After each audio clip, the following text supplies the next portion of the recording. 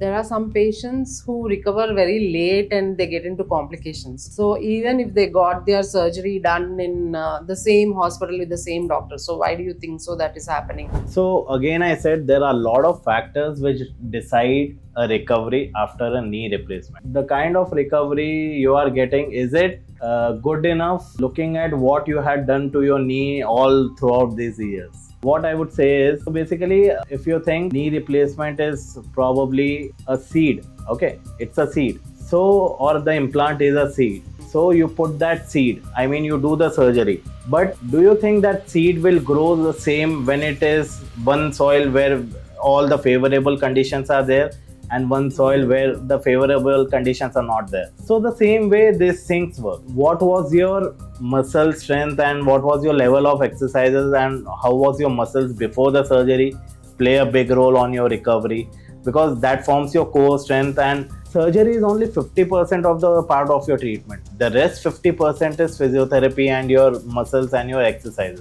So that is one thing which decides. Then lot of people have this bad habit of smoking and all. Smoking is a very big factor which decides your recovery. Then diabetes, obesity. Again, just because you have got knee replacement, that doesn't mean that your weight has gone down, right? If you are overweight versus someone who has got done and who is of Normal lean weight, definitely your knee is still going to load 4 or 5 times of your body weight, right? So that is one thing which decides your recovery. Then of course there are a lot of surgical factors and how the surgery went, and all those things are there. Apart from that, then again I talked about the central sensitization, right? So people who have delayed it for a longer time, first of all, their brain is not ready for that recovery. Second thing is, your knees, as I said, if you delay it for a longer time, the capsules get contracted, the soft tissues get contracted, you end up with a bigger deformities, the surgery goes a little complex.